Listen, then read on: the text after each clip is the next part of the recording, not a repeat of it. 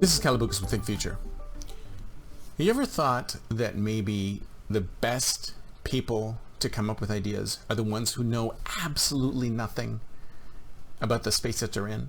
Absolutely nothing. In fact, I've seen this before in ideation sessions where I bring together a whole bunch of people from a whole bunch of parts of the business, and when you bring in an SME, a subject matter expert who's deeply familiar with the area that we're talking about, we get stuck. We get stuck because they're so familiar with the area that we're talking about that we can't get them to think outside the box. We can't get them to think in the land of make-believe, because that's where I like to get people to do ideation, is in the land of make-believe.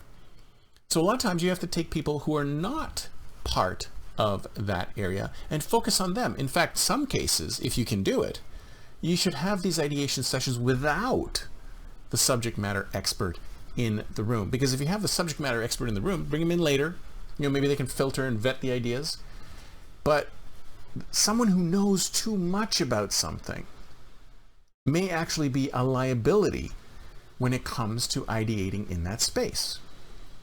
Now, like I said, I'm not saying that they're useless. I'm saying that they're very useful, but later on in the process, not when you're trying to come out with the big ideas, the big disruptive innovations that you want, that go beyond what these people can think of. When you want to think about something that's totally outside of the box, or in an interstitial white space that they're not familiar with, because they may just as easily want to shut you down, because these are things that they may have tried already. They said, well, we tried this or we tried that.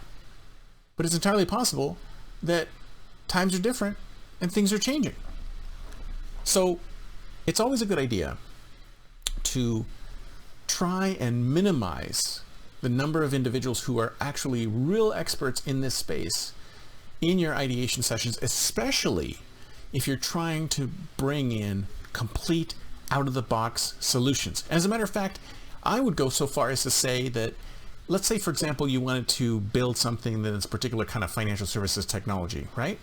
Maybe don't bring anybody in at all who's familiar with financial services or technology. Bring in artists, bring in educators, bring in regular people off the street, bring in janitors. I don't know.